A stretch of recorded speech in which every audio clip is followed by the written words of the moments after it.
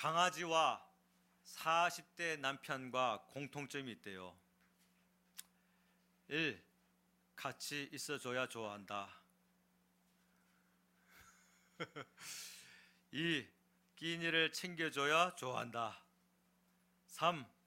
복잡한 말은 잘 못 알아듣는다. 강아지와 50대 남편의 공통점이 있대요. 1. 돈을 제법 벌어온다. 2. 간단한 심부름은 시킬 수 있다. 3. 질투심이 장난이 아니다. 찔리는 분 계세요 혹시? 강아지와 60대 남편의 공통점이 있대요. 1. 신경질날 때에 발로 뻥 찰 수 있다. 2. 집에 혼자 두고 여행을 떠날 수도 있다. 3. 외박을 하고 돌아와도 꼬리치며 반겨준다. 어쩌다가 남자가 다 이렇게 됐나 모르겠어요 이게. 우리 남자들 용기를 냅시다. 그렇잖아요, 그죠? 결혼하면 30대 때는 반찬 그릇에 다 덜어서 예쁘게 내놓다가 그 결혼 생활이 한 5년 넘어가면은 뭐 반찬 통 그대로, 한 10년 넘어가면 뭐랍니까? 아, 좀 차려 먹어. 남자도 30대가 귀한 것 같아요. 뭐 여자는 안 그렇겠습니까만은. 자, 오늘 말씀으로 우리는요 맥추 감사주의를 보내야 되는데, 이 맥추 감사주의를 정신이 뭐냐? 가장 귀한 것을 하나님께 드리는 날이 맥추 감사주일이에요.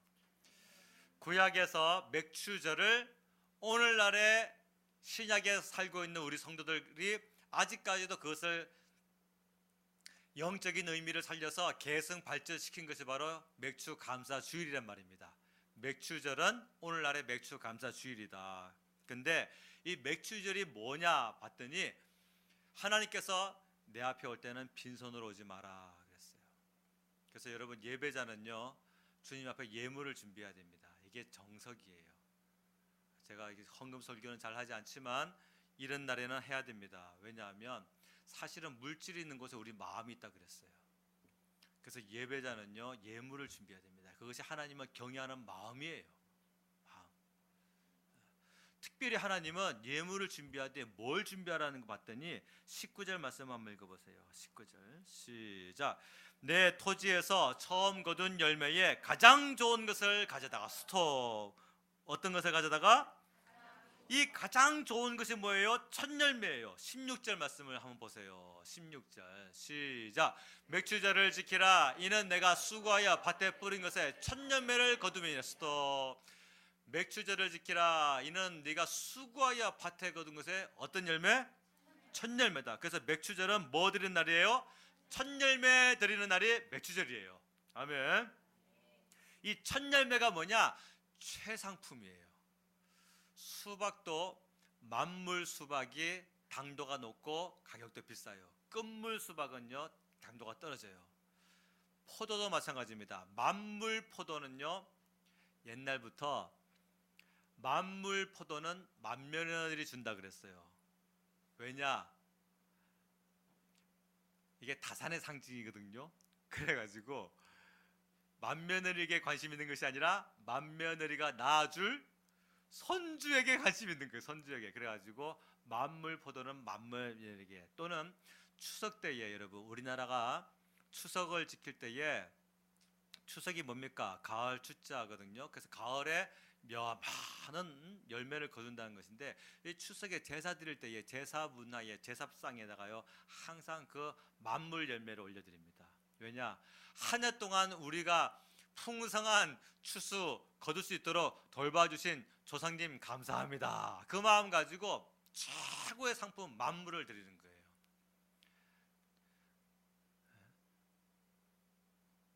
하나님도 아닌 헛것에다가도 그렇게 최상품을 드리는데, 살아계신 하나님을 섬기는 성도가 쓰다가 남은 거, 불필요한 거, 나를 위하여 다 쓰고 남은 것을 주님께 드려야 되겠냔 말이죠. 그래서 오늘은 이 맥주 감사주의를 맞이해서 하나님을 잘 섬길 수 있는 그런 신앙으로 회복되어지길 바랍니다. 농사에서 첫 열매는요 굉장히 귀합니다. 자, 여러분들이 만약에 농사꾼이라 합시다. 그런데 농사의 일이면 어때요? 새벽 5시 반 6시에 나가거든요. 다 가지고서 씨를 뿌리고 또 이것을 자라면은 이 자라는 동안에 그냥 놔둡니까? 잘 자라겠지 하고서 합니까? 놔둡니까? 아니에요. 가가지고 그냥 놔두면요 벌레가 와서 먹죠. 곤충이 와서 먹죠. 좀 더 자라면 새들이 와서 먹죠. 그게 다 보호해줘야 되죠. 바람이나 비에 넘어가지 아니어도 지지대 세워줘야 되죠. 또 가뭄 있지 아니어도 또 물도 대줘야 되죠. 또 그 옆에 이상한 거 자라면 그 가서 또 뽑아줘야 되죠. 손이 얼마나 많이 가는지 모릅니다. 그래가지고 그걸요 뭐 일주일에 한 번 하는 것이 아니라 매일 나가서 돌봐줘야 되는 거예요. 또 비닐하우스 쳐줘야 되죠. 뭐 별일을 다 하는 게 농사일이란 말이에요. 그렇게 해가지고 매일매일 날 돌보가지고서 수개월 만에 첫 열매가 얻었어요. 하나님이 그 첫 열매 바치라는 거예요. 이야, 그게 얼마나 아까워요. 그게 얼마나 내 모든 피가 거기 다 들어가 있는 것인데 그 첫 열매를 갖다 바치라는 거예요. 첫 열매를 거둬서 추수했는데 하나님께 바치는 것이 바로 맥추절입니다. 그 열매가 얼마나 보람되고 소중한 열매겠어요. 그러면 자, 여러분들께 질문 드릴게요. 하나님께서 바치라고 가장 귀한 것을 바치라고 하신 것은 우리의 가장 귀한 것이 갖고 싶으셔가지고 바치라 했다. 1번. 2번은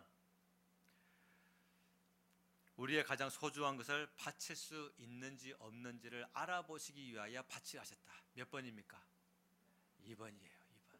그러면 왜 2번인지를 우리가 이해를 해야 되겠죠. 왜 알아보시기 위하여 바치라 했는지 알아야 될 거 아니겠습니까? 1번, 내가 너한테 다 준 거니까 질서 세우기 위해서. 함부로 까불지 마. 그것만 가르쳐주기 위해서. 2번, 우리가 하나님을 경외하는 마음을 하나님이 알아보시고 도로 우리에게 복 주시기 위하여. 몇 번입니까?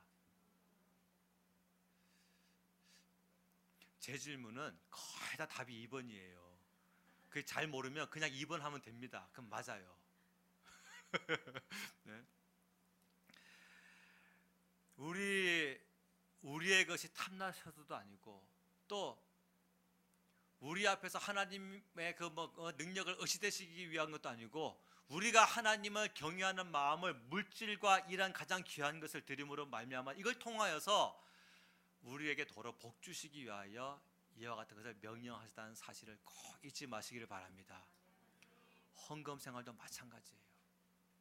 헌금 생활을 믿음으로 해야 될 필요가 있는 것이 억지로 하는 것이 아니라 하나님은 즐겨내는 자를 받으시느니라 말씀하셨어요. 11조 생활 억지로 하지 마세요. 감사 헌금 억지로 드리지 마시고 남들 하는데 나 안 드리면 안 되겠지 해가지고 막 무슨 감사 하지 마시고 정말 내 안에 감사가 우러나오는 마음으로 주님께 드리시기를 주님을 축원합니다. 자, 그러면 맥추절은 가장 귀한 것을 하나님께 드리는 날이 맥추절이다. 맥추감사주일 역시 마찬가지로 우리에게 있어서 가장 귀한 것을 드리는 것이 맥추감사주일이다. 그러면 그 시대에 가장 귀한 것은 바로 농사의 첫 열매였다고 한다면 오늘 우리 과학이 발달한 시대를 살고 있는 우리에게 가장 귀한 것은 과연 뭐냔 말이에요. 만약에 우리에게도 지금 보리라고 한다면 말이 안 맞잖아. 우리 나가가지고 보리 한 마리 사가지고 드리면 되는 거예요. 그냥 참외, 만물 참외가 어디 있어? 만물 수박 어디 있어? 드리면 되는 거예요. 그게 끝입니까? 아니에요. 우리 오늘을 살고 있는 우리에게 가장 귀한 것은 뭐냔 말이에요.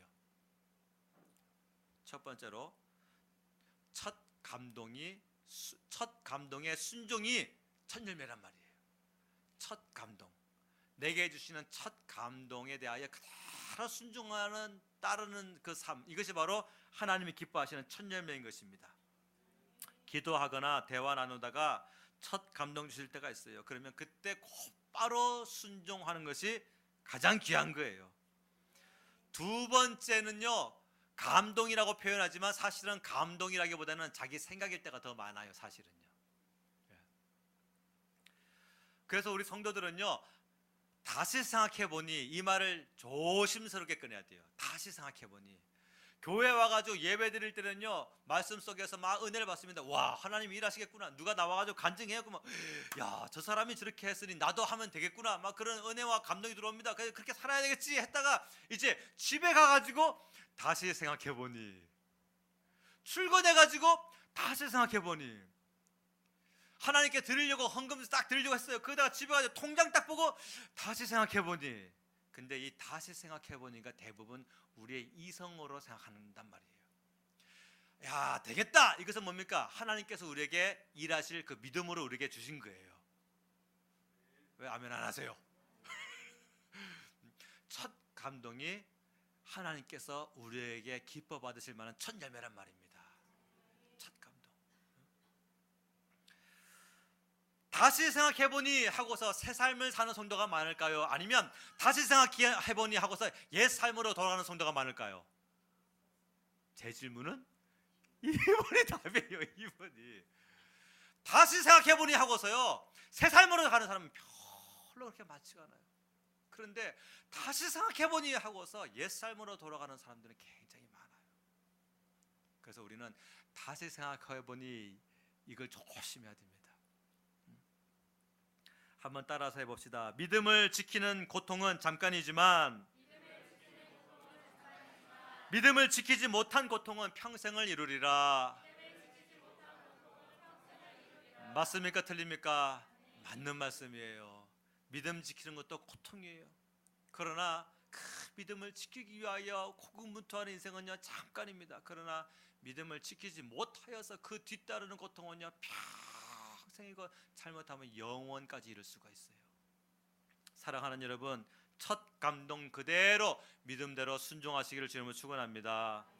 그러면 하나님은요 우리가 첫 감동 그대로 순종하지 아니할 때에 우리가 또다시 막 기도하잖아요. 아, 하나님 이건 아닌 것 같아요 하면은 하나님이 그러면 다른 감동을 주시는 하나님이실까요? 아니면 다시 회개시키시고 우리에게 주신 그 첫 감동 그대로 끝내 그 길을 걸어가게 인도하시는 하나님이실까요? 2번이란 말이에요. 2번 제발 2번. 네? 다시 우리에게 첫 감동 주셨을 때에 내 마음이 도저히 순종하기 힘들어. 그래가지고 집에 가서 다시 생각해보니까 아닌 것 같아. 그 교회 와서 기도하는 거야. 하나님 제발 이것만은 피하게 해주세요. 그때 하나님께서 다른 감동 주시는 하나님이실까요? 아니면 시간이 많이 걸리라도 하나님은 참고 또 참으시면서 그를 은혜 가운데 들어오게 해가지고 처음 해주신 그 감동 그대로 걷게 하시는 하나님이실까요? 2번이란 말이에요. 2번. 이걸 모르면 하나님을 섬긴 사람이 아니에요. 아직 하나님은 모른다는 거예요. 아직 하나님은 어떻게 일하시는지 모르는 거예요. 하나님은요 하나님의 뜻을 굽히지 아니하십니다. 왜? 만약에 다른 것을 다시 주신다고 하면 처음에 주신 것이 틀렸다는 것이 되는 거예요.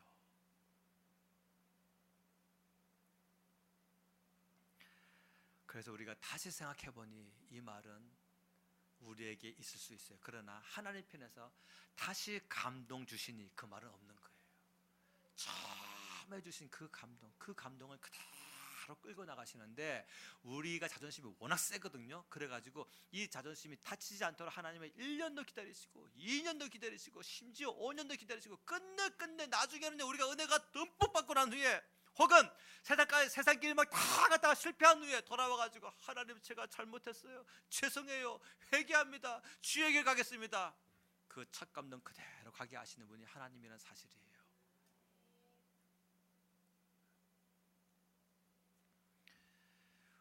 우리 안에는요 큰 힘이 있어요. 어마어마한 파워를 가지는 큰 힘인데 그게 뭐냐?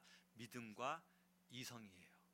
이 두 가지가 우리의 온 영혼육을 컨트롤할 수 있는 큰 강력한 힘을 가지고 있어요. 근데 잘 들으세요 여러분. 이성은요 우리가 처음에 태어날 때부터 안고 태어납니다. 그래도 이 이성은요 완성품이에요. 이미 완성품. 자기를 위하여, 자기 육체를 위하여, 자기 욕심을 위하여 살아가기로 아주 적합하게 완성품으로 우리가 안고 태어났어요. 그래서 애들 보세요. 옆집에 놀러 갔다가 자기 집에 돌아갈 때에 갖고 놀던 로봇 돌려줍니까? 가지고 가려고 그러죠. 그 엄마가 이놈아 그거 네 거 아니야 놓고 가야 돼 하면 내 거야 하면서 울며 불면서 막 그거 막 생떼 쓰죠. 그러면 그 인형 주인이 자기가 예수님 믿는 고백하는 5살짜리 합시다. 아 여호와 이레 하나님께서 또 다른 인형을 주실 거야 할까요? 내 거야 해가지고 막 서로 막 부둥켜 안고 막 머리털 막 잡아뜯고 인형 하나 가지고 싸워요. 우리 안에 이성이라고 하는 것은요, 자기 욕심을 채우기 위한 완성품으로 안고 우리가 태어납니다. 그런데 이 믿음이라고 하는 것은 그렇지 않아요. 믿음은요, 우리가 가꿔야 되고 키워야 되고 성장시켜야 되고 자라게 도와줘야 되는 것입니다. 근데 이 믿음은 언제 키워지고 언제 자라는가 봤더니 믿음은 어디서 나며?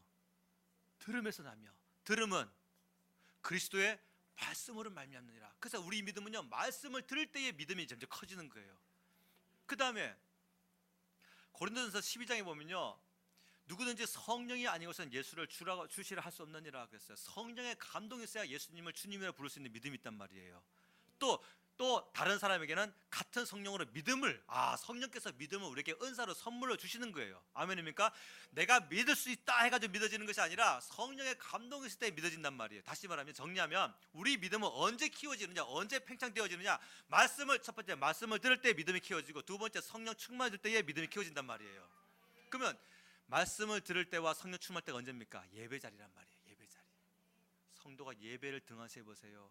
믿음은 점점 작아집니다. 그러면 뭐가 되는 거예요? 이성이 믿음을 장악해버리는 거예요. 그러면 이제 집에서 무슨 생각이 드는 거예요? 다시 생각해보니 그 말이 나오는 거예요.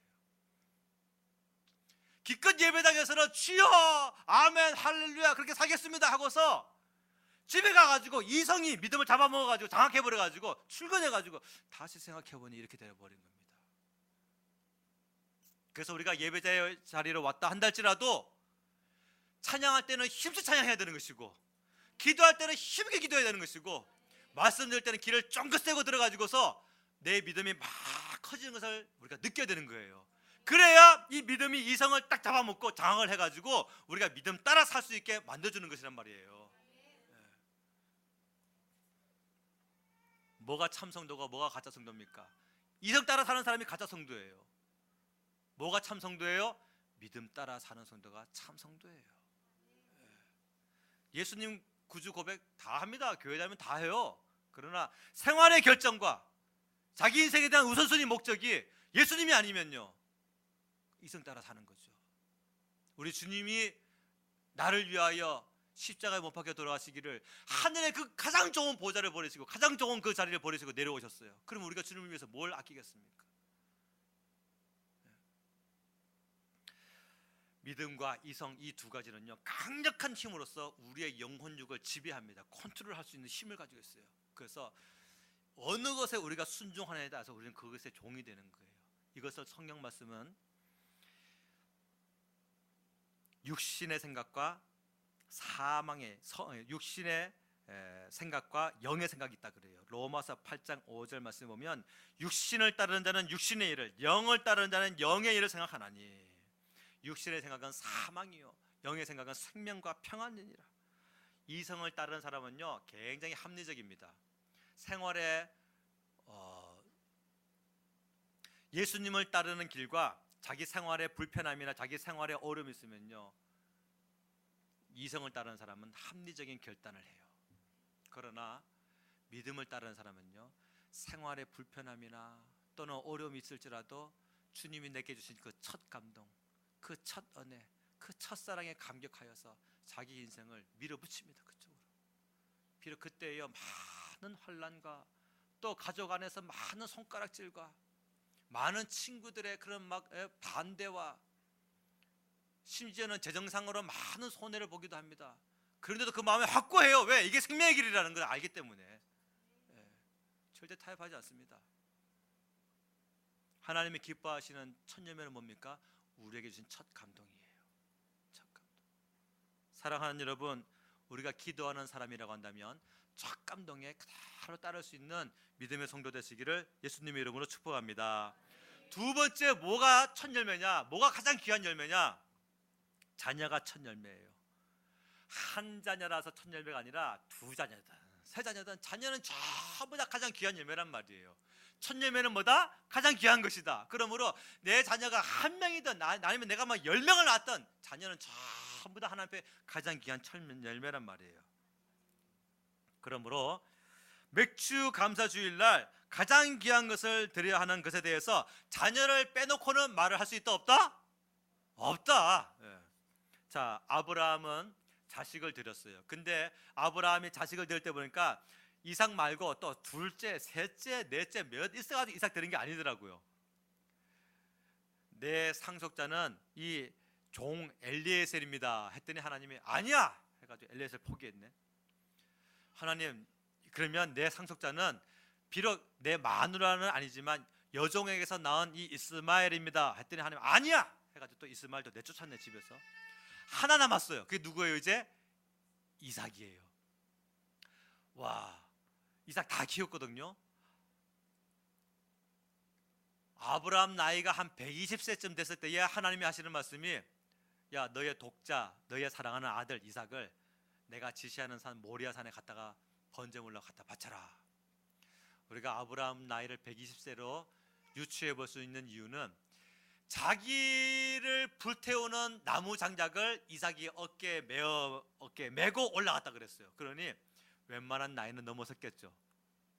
그러면 아브라함 나이는 아브라함이 100세 이삭을 낳았으니까 이삭이 20살이라고만 해도 아브라함 나이 120살이에요. 그러면 이삭이 18살, 20살 나이에 그 힘 좋은 청소년의 힘으로써 120살 먹은 자기 아버지 장악할 수 있을까 없을까요? 아버지 미쳤어요. 아들을 잡으려고 노망 들었어요. 할 수 있는데 120살 할아버지인 아버지가 자기를 묶는데 이삭도 그냥 누워요. 참 대단한 믿음 아니에요?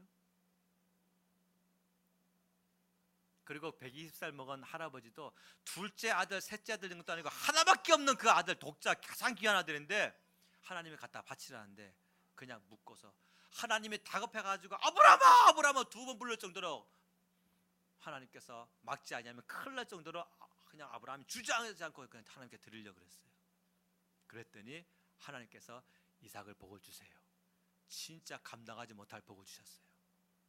자, 한나도 자식을 드렸어요. 근데 이 자식이 한나가 본마누라고 후초로 집에 브린나가 들어왔는데 이 브린나는 아기를 많이 낳았네. 근데 한나는 한 사람도 못 낳은 거예요. 자녀 하나도. 그게 막 남편의 사랑이 막 독차지되어지고 저쪽으로 막 넘어가고 한나는 부글부글 끓고 그게 브린나가 와가지고 뭐라 합니까? 아이도 못 낳는 여자가 무슨 안방마님이냐, 나한테 물려주고 빨리 집 나가 막 맨날 닥달질 하네.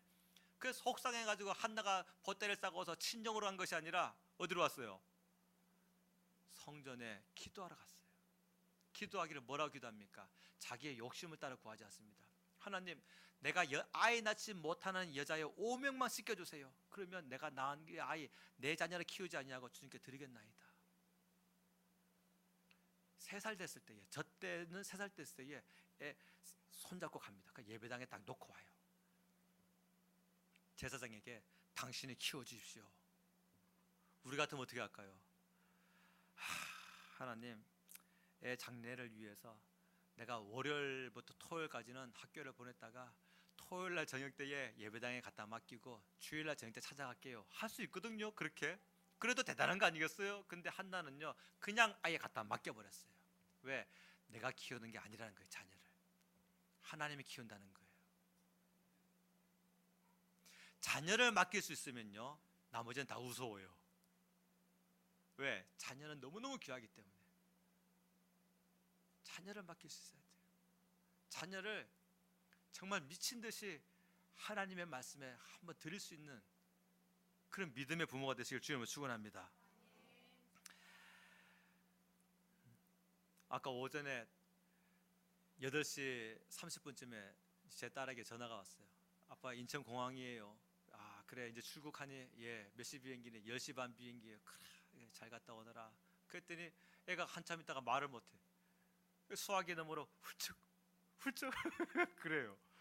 아 너무 어리구나. 아직은 18살이니까 아직 어리잖아요. 처음 떨어진 건데 제주도에서는 그래도 합숙훈련, 그래도 우리나라니까. 근데 이제 외국에 네팔 간다고 하니까 본인이 약간 이제 떨리는 것 같아요. 왜냐하면 네팔이라는 나라가 그렇게 안전한 나라는 아니거든요. 성현아, 다니면서 니네 팀끼리 불편한 일이 생길 때에 절대로 거기 연루하지 마.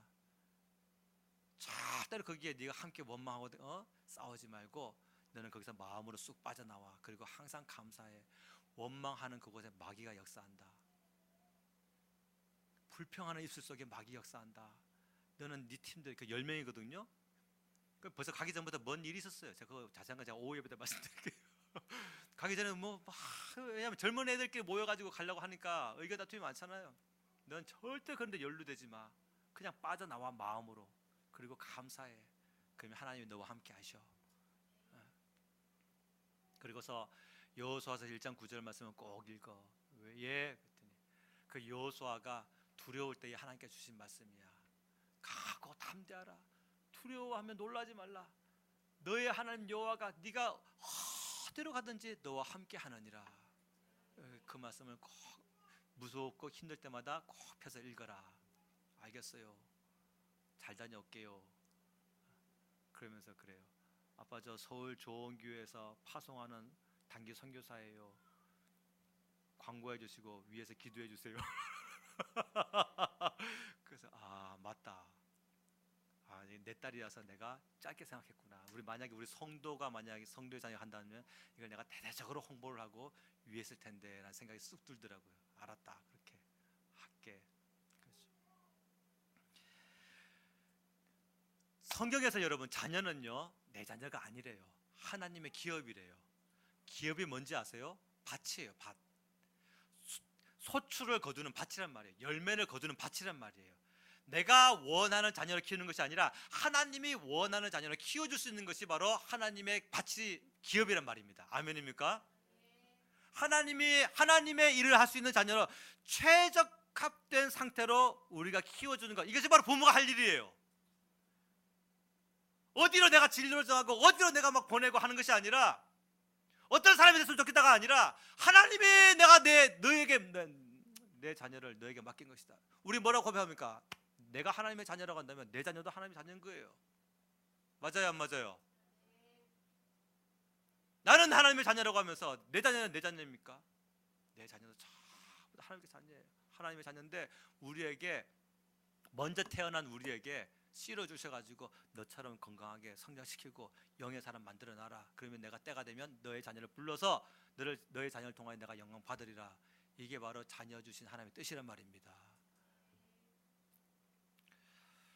요즘은요 자녀도 비율이 있대요. 금메달, 은메달, 동메달이 있다고 합니다. 딸 둘에 아들 하나면 금메달이래요. 딸이 요즘 그렇게 귀해서 그래요. 딸만 둘이면 은메달이래요. 딸 하나, 아들 하나면 동메달이래요. 아들만 둘이면 목메달이래요. 하도 힘들어가지고 아직도 정신 못 차리는 부모가 있다고 합니다. 1등 며느리를 딸이라고 생각하는 시어머니, 2등 사위를 아들이라고 생각하는 장모, 3등 며느리의 남편을 아직도 아들이라고 생각하는 친모. 착각하지 말자는 거예요. 이런 얘기가 나오는 이유가 뭘까요? 생각해봤어요. 이런 유머가 왜 나올까? 그것은 우리 안에 자녀는 내 자녀다라고 하는 것이 막 강한데 이게 충족이 안 되는 사회, 핵가족이라서 안 되니까 이런 유머가 풍자로 나온 거예요 요즘. 어쨌든 자식은요 죽을 때까지 귀합니다. 부모가 눈 감을 때까지 귀한 게 자식이에요. 이 자식을 우리 안에 있는 큰 영역, 이 믿음의 영역으로 이성을 딱 장악하지 않냐면요 자식을 주님께 드릴 수가 없어요. 맡길 수가 없어요. 자식은 내 자식이 아니라 하나님의 기업입니다. 하나님이 키우실 수 있도록 잘 믿음 생활할 수 있도록 돌보시고 그렇게 후원해 주시기를 주님을 축원합니다. 세 번째로 하나님이 받으시는 큰 천열매가 있어요. 그게 뭐냐? 부활이에요. 부활. 이게 성경의 핵심이고 주제입니다. 부활에 있어서 제일 가장 천열매 누구다? 예수님이시다. 예수님이 잠자는 자들의 뭐가 됐다? 천열매가 되셨다. 할렐루야. 성도의 영광이 따로 있고 하나님의 영광이 따로 있어요. 그래서 하나님이 받으실 만한 영광이 있고 성도가 받을 영광이 있어요. 성도라고 하죠. 무조건 아무 영광이 없는 게 아니에요. 자 보세요. 하나님을 잘 섬기는 성도는요, 하나님께 영광을 돌리는 성도는 하나님이 그 성도가 누릴 수 있는 영광을 허락해 주십니다. 다니엘은 하나님의 선지자였음에도 불구하고 그 나라의 국무총리였어요. 그게 다니엘이 받을 수 있는 영광이었어요. 다윗은 하나님을 잘 섬기는 사람이었음에도 하나님께서 왕으로 세우셨어요. 그게 바로 다윗이 누릴 수 있는 영광이었어요. 문제는 뭐냐? 사람의 영광을 넘어서 창조주의 영광을 넘볼 때에 이게 바로 문제가 되는 거예요. 그래서 성경 말씀에 이사야서 42장 8절에 나는 내 영광을 다른 자에게, 내 찬송을 우상에게 주지 아니하라, 이 말씀이 뭐냐? 창조주 신의 영광을 내가 다른 자에게 뺏기지 아니하겠다. 신이 받을 수 있는 찬송을 내가 다른 자에게 주지 않겠다, 그 말씀인 거예요. 아멘. 인간이라고 하자 아무 영광도 없고 아무 찬송도 아무 칭찬도 없는 것이 아니라 우리가 하나님을 잘 섬길 때에 하나님이 우리로 하여금 세상에서 또 칭송받을 수 있는 자로, 또 어느 정도 인간에 받을 수 있는 영광을 주신다는 말씀이에요. 아멘입니까? 역대상 16장 29절 말씀에 여호와의 이름에 합당한 영광을 그에게 돌릴지어다 그랬어요. 그러면 하나님의 이름에 합당한 영광이 뭡니까? 창조주의 영광인 것이죠. 신께 돌리는 영광인 것이죠. 사도행전 12장에 보니까 헤롯이 이 영광을 하나님께 돌리지 않았어요. 헤롯이 한번 연설을 했어요. 대통령 연설을 했네. 그랬더니 막 그 많은 백성들이 모여가지고 우와, 이 소리는 신의 소리요 사람의 소리가 아니로다. 그때 성경이 뭐랍니까? 헤롯이 이 말을 듣고 영광을 하나님께 돌리지 아니하는 거로 충이 먹어서 죽으니라. 이게 바로 자기가 신의 영광을 가로챈 거예요.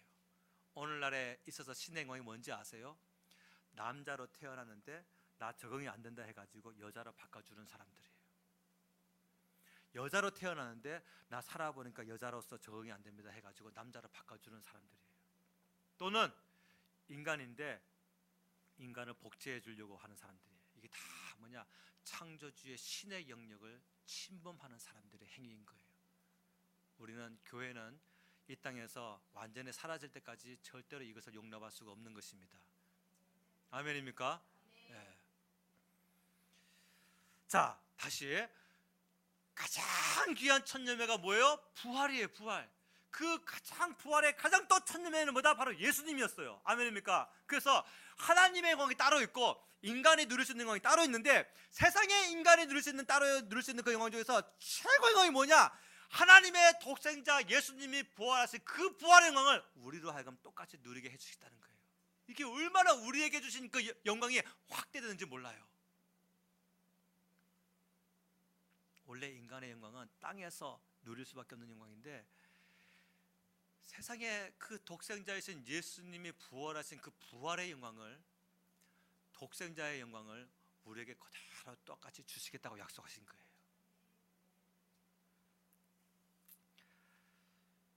사람에게 주신 제일 큰 영광이 하나님의 아들 예수님의 부활의 영광인 것입니다. 자, 여러분, 그 첫 열매를 보면 그 나무가 뭔지를 알거든요. 여러분, 사과나무와 배나무 구분합니까? 구분할 수 있는 분도 있지만 잘 구분 못하는 분도 있을 거예요. 근데 열매를 보면 아, 이거 사과나무다 배나무다 알 수가 있는 것이죠. 감나무와 밤나무 잘 구분합니까? 잘 모르는 분도 분명히 계실 거예요. 근데 빨간 감이 열렸으면 아, 가서 이게 감나무야 밤나무야 헷갈릴 사람이 있어요 없어요? 그럼 바보예요. 나무는 헷갈릴 수 있을지 몰라요. 근데 열매 보면 이 나무가 무슨 나무인지 안단 말이에요. 사도행전 2장에 보면요, 2장 32절 말씀 보면 이 예수를 하나님이 다시 살리신지라. 첫 열매가 예수님인데 예수님이 부활하셨어요. 그러면 우리가 아버지 하고 부르는 그 하나님이 부활의 하나님이 맞는 거예요. 무슨 말씀인지 이해되십니까? 이게 이해가 안 되시는 분들은 커피 한 잔 들고 목양실로 들어오세요. 나무는 헷갈릴 수 있을지 몰라도 열매 보면 헷갈릴 수가 없단 말이에요. 이 예수를 하나님이 다시 살리신지라.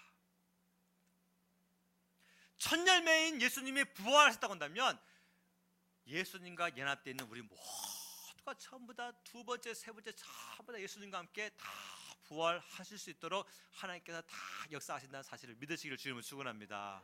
아멘. 그래서 이 부활의 몸을 조금 알아야 돼요. 예수님이 부활하시자마자 어디에 가셨냐면 제자들의 문을 꼭 걸어 잠그고 있는 방 안에 들어오셨어요. 여러분, 우리는 지금 예배당에 들어올 때 전부 다 저 유리문을 열고 들어왔을 거예요.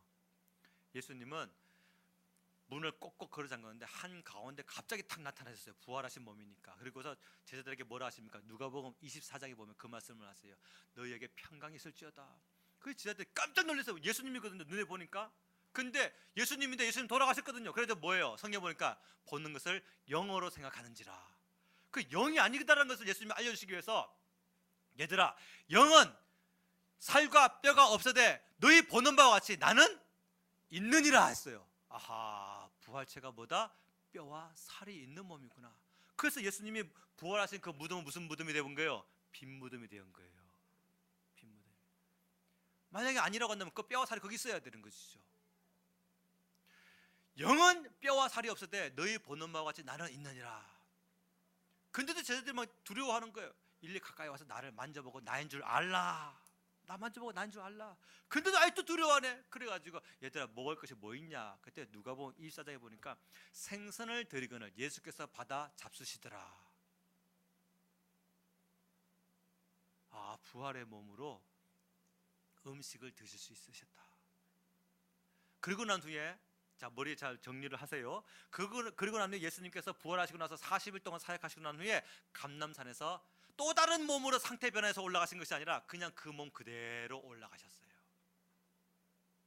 그리고 올라가심을 본 그대로 오시리라 약속하셨어요. 아멘. 우리 육체는 5대 감각이라는 게 있습니다. 이 눈으로 보는 시각, 코로 느끼는 촉각, 누구예요? 촉각? 후각, 혀로 느끼는 미각, 귀로 느끼는 청각, 온 피부로 느끼는 촉각. 이게 5대 감각이거든요.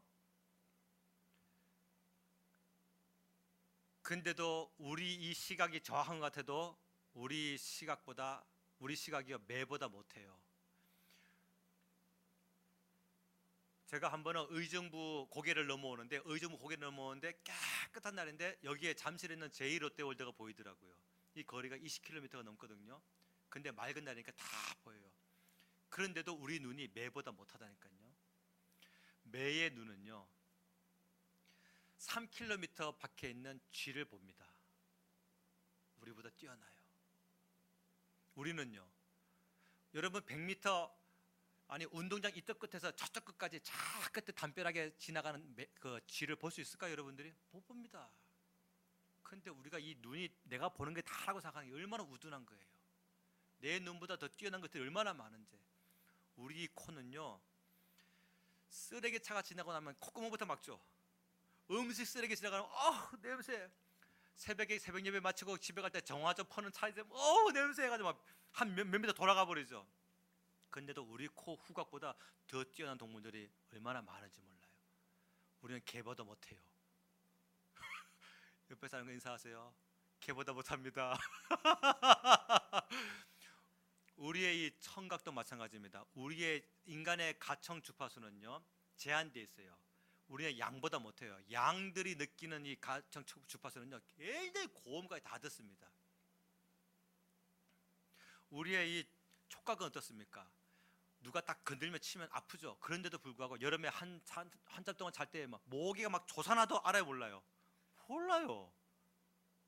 그런데도 우리는 이 육체는요 감각이 살아있어요. 그래가지고 눈이 찔리면 아프고, 콧구멍을 누가 쑤시면 아프고, 코피가 나고, 귀 좀 잘못하면요 아파가지고 막 이 중이염 걸려가지고 병원에 가기도 하고, 혓바닥을 돌아나면 음식도 못 먹고, 우리 육체의 5대 감각도 살아있을 때에 고통을 느끼는데, 부활체는요 우리 육체의 5대 감각보다 훨씬 더 뛰어난 감각을 가지고 있단 말이에요.